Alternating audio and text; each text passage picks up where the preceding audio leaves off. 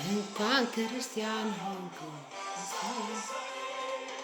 እንኳን ክርስቲያን ሆንኩ እንኳን ክርስቲያን ሆንኩ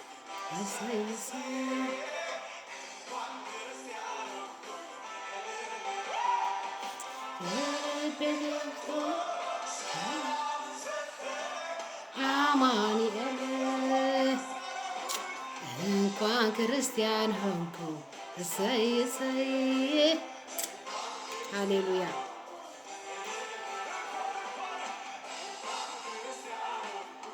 እሰይ እሰይ እልል ሰላም የሰጠ ሃሌሉያ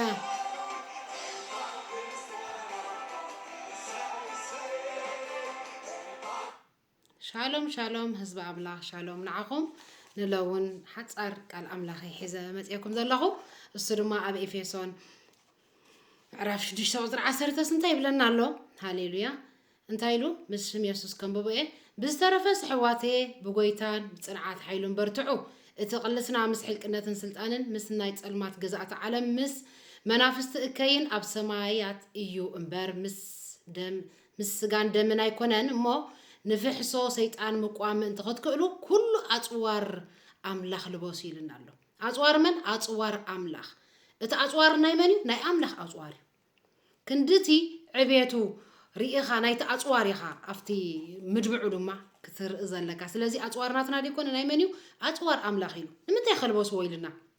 ሃሌሉያ ትሕት ኢልና ከነንብብ ኢና ኢየሱስ ጎይታ እዩ ስሙ ይባረኽ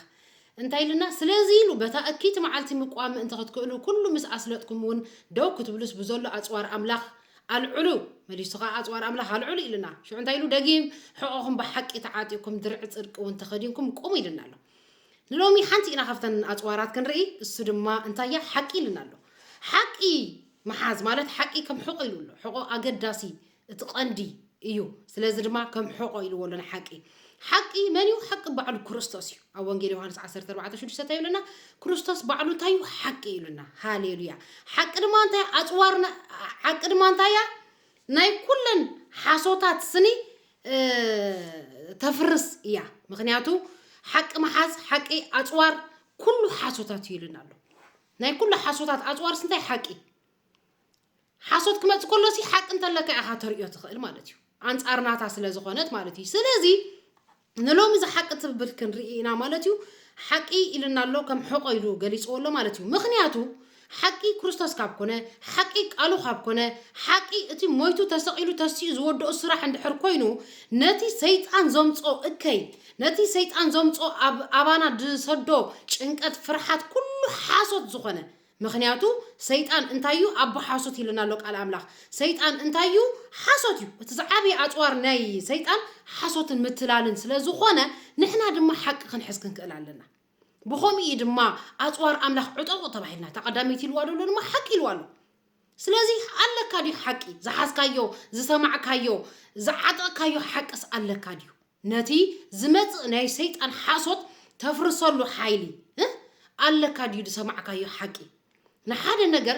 ነገር ሒዝካ ኢኻ ክትፀንሖ ዘለካ ክትምልሽ እንትኾንካ ማለት እዩ ስለዚ ንሕና ድማ እንታይ ኢልና ኣሎ ሓቂ ተዓጥቑዋ ኢልና ኣሎ ከመይ ከም ድግድጊት ከም ቁልፊ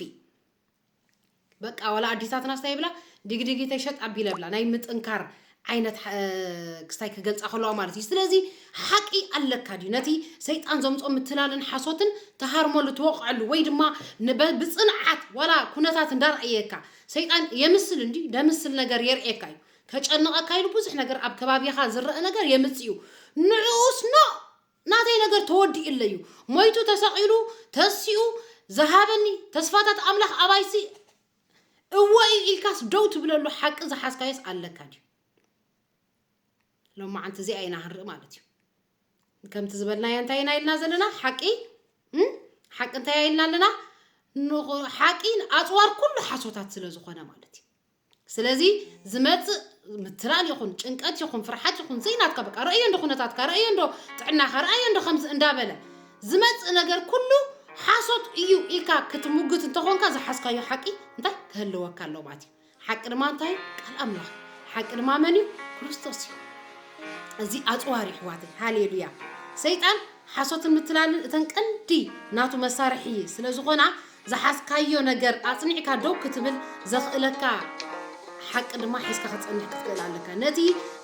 زمصكا سيطان حصوت حق حسكا تبرر سيطان بناتنا عبيتن بناتنا نجرن أي فرحن أي رعدنيو السو نتقالي زفرحو نتود عي أملاخ حسكا دو كتبل كلها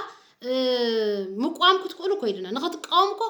صحف يزليكا سلازي زحاسكايو حق دما كهلوكا لو مالتيو نتي زمصلكا سيطان حاسوت حق حسكا تبارو يا خايلنا مخنياتو حقي تزي حسكا بحاسوت كتتالل سلازخونكا لومي حواتي حوي حفتي سمعون زلهم كلاتكم زحاسكم حقي اصنعكم انت حاسكم نتي زخون عينت حاسوت كتسعربو ناي قدنيو مخنياتو نحنا نقاو منبر نحنا عين واقع انينا نحنا وقنا كاب عوض سلازي جمر مالتيو سلازي نلوم ما انت زانيش تيك قالك غرفلكم اطوار املاخ اندابلنا خنمهارينا لومي بحقي جميرنا لنا حق دمان كم حقوق إلنا لنا حق دما كريستوس بعلو إلنا لنا حق دما اطوار كل حسوتاتي إلنا لنا نلوم ما انت زحات ارقال يغرفلكم بزا مزمور اندا زمرنا دما كفانوكم